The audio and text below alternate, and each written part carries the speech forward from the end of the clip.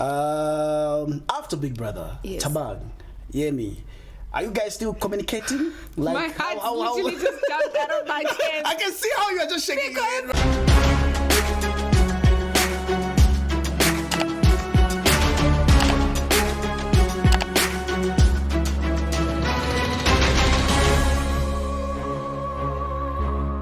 When I speak Nyanja or Bemba, I'm sure you can't get anything, right? No. Yeah. Okay, can you try saying something? Let me try.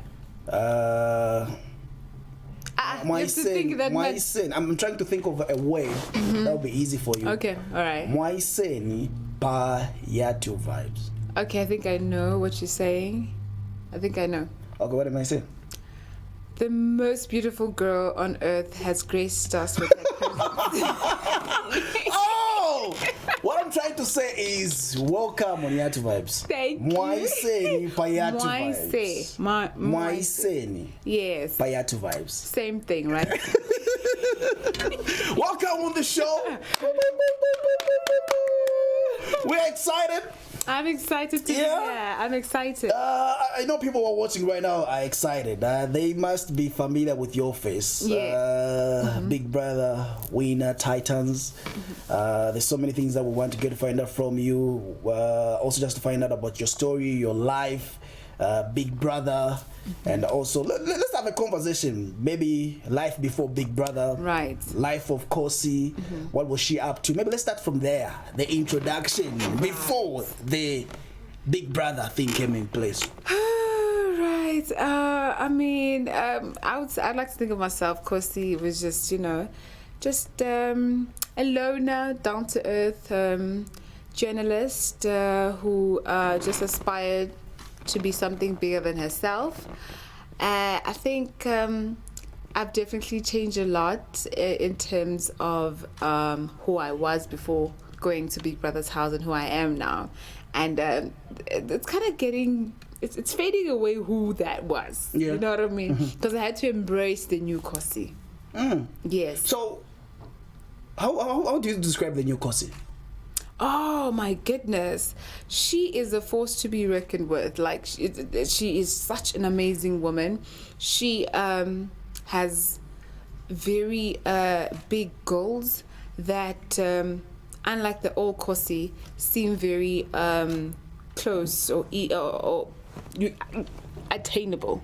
You know what I mean? Unlike back then, I had all these dreams and it seemed all so far-fetched. But the woman I am right now, I feel that I've worked my way to this point, and it's such an impossible place to be. Like, let's be honest, very few people could have this opportunity or be given this platform. So I feel that I have that grace, and I feel like because of that, I'm unstoppable. Yes. You're the first one to enter the Big Brother house. We still remember. And we always talk about it, saying you saw the house before any housemate. Yes. That experience. Oh, yes. I remember it like it was yesterday. Yeah, yes. You remember that. We saw you walking in and also seeing everything before any housemate came in right there. But let's talk about why or what made you to audition for Big Brother. Mainly because I felt like my life was not very exciting. I mean, I went to work and, I went to work very early, I woke up at 4 because I started the day, even till now, I start the day with my morning prayers. And then I go to the gym, then I go to work. Then after work, I come back home, I'm preparing meal for myself. And that's just how it is every single day. It's it's just a cycle. It became very boring and predictable. So when Big Brother came out, it was just like perfect timing, because it was just around the time where I was questioning a lot of things, because I had been wanting to be at the place where I was at the time. I'd worked hard to be a journalist. I worked as a journalist. I finally found a place where I felt like I should have felt like I belonged, but that wasn't the case. And then when Big Brother came by, it was just like a light bulb just went on, like, okay. Yes. And you used to sleep a lot in the house. Why do people say that? I'm looking at you right now and saying, before Khosi went in the house, she used to wake up at 4 Yes. a.m. Now in the house. Yeah. What time did you like? That's the thing. In the house. Yeah. What happened to your normal routine? We slept very late, Yeah. which was not. Well, it was just a shock in my system because in my normal life, I went to bed at 9, latest 10. I'm in bed, right? Because I have to wake up at 4. But in Big Brother's house, we're up until 2 a.m. And it's just like, I can't take it. I can't take it. Every chance I get, I want to sleep. Yeah. And when I sleep, I'll sleep. Yeah. We all know that. When I sleep, I die. Yeah. We don't want to get to what happened after you slept, but let's talk about why you are in Zambia right now. Yes. Maybe give us information that we need to know. You are visiting Zambia. This is like your first time. My first Ever. time. And to be honest with you, I remember when the plane was landing and I saw Kenneth Kaunda International Airport. But that word, Kenneth Kaunda, I was like, wow, I can't believe I have landed in the land of Kenneth Kaunda. Because I remember coming across him during my years in tertiary. I know what type of person he was and what he stood for. He was one of the biggest African leaders. He was definitely a game changer for African when it comes to colonization and stuff like that. So seeing his word out there, I was like, wow, this is so crazy. This is amazing, you know? So yeah, I think it was just mind-blowing. I can't believe how this platform has, put me in such beautiful places. Yeah. So basically, maybe tell us, in Zambia right now, what's the main goal right now from Khosi? Yes. Oh, yes. Being here, I really appreciate what Khosi are doing for me, because when I was in the house, they heard me. I think that just, in a nutshell, there were people who heard me when I was in the house. They heard my goals, and even when they didn't have much, they didn't have, magic wonders where they could and I have all that I wanted. But they heard me. They saw this girl who had such big aspiration. So they did what they could to bring me in different countries. Like, I've been to various countries. I've been to Nigeria, Ghana, Botswana, because they're trying to help me push this brand, As a CEO and founder of Active Lifestyle and Good Deeds, they found themselves in a position where they feel it's their responsibility to uplift me. So being in Zambia, it's just for the same reasons. We're trying to put Active Lifestyle out there.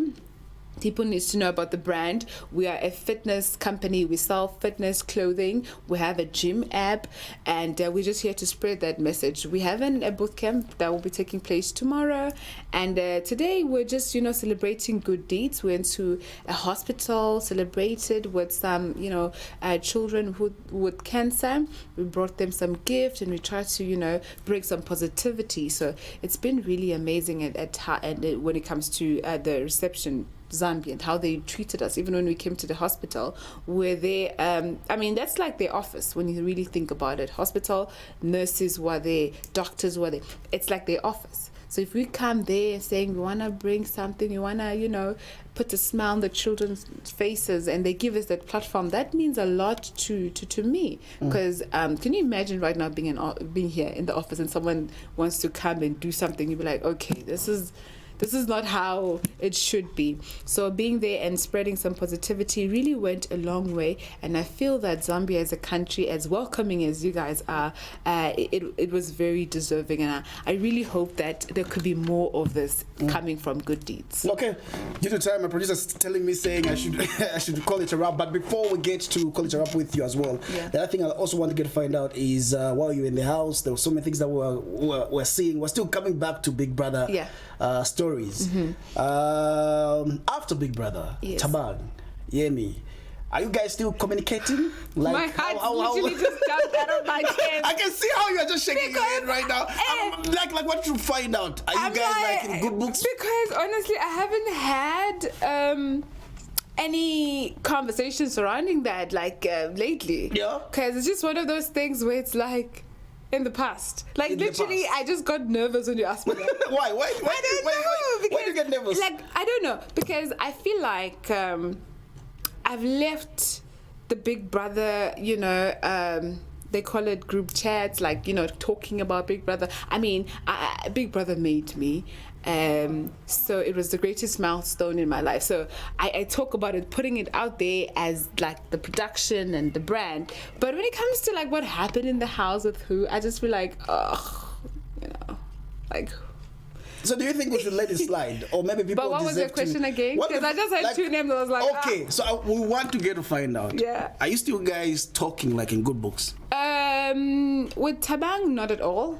Not at all. Like, there's no communication, and I think it was just maybe a decision that was made, and that's fine. But Yemi, I mean, you could even see him. He's just a matured guy, all about his bag. So he's chilled, you know. He's really calm with things. But is there any type of relation with any of them? No.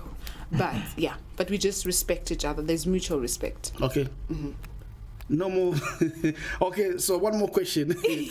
Before you went to the Big Brother house, yeah, you were in a serious relationship. Yes. Are we still back in that relationship after Big Brother? No, but we are cordial as well. He's not like someone who takes things to heart as well. I feel like he's just like, well, you had to get the bag and you had to do whatever it takes to get the bag, so good for you. But are we going to be lovey-dovey? Well, he sort of wanted me to prove myself, almost like regain his trust. And with the platform I've been given, I feel like I needed to put a pause a little bit on that so I can build myself up. I couldn't be nursing feelings, you know what I mean? And I feel like he was right. He deserves that. But it wasn't just the right time for me to be focusing on that. I just wanted to just build myself up and have like solid ground before I entertain any man. Okay. Very much the Zambian people are watching right now. I know this was supposed to be an hour conversation. I had so many questions, but it's just an hour conversation. We have Johnny Chiti, who's also in the studio right here as well. He's here to talk about his music, his foundation, albinism. One of the movies which is right now showing on Netflix is Can You See Us? That talks about albinism. It's something that you should see at your own time. You should check it out. It's a first ever Zambian movie on Netflix. Oh my goodness. So he's in the studio right now. You should get to have a conversation with him. So is there anything that you'd like to say, maybe in your remarks, to people in Zambia? I mean, I just want to say, Zambians, you know, continue being the light that you are. The way you guys carry yourself, the way you guys show so much humility to foreigners, you know, who have invaded your Is there country. such a thing as in Africa as foreigner? When I come to South Africa, am I going to be regarded as a foreigner? We are one Africa? We have to be honest. We have to be honest. It certainly is. It certainly is.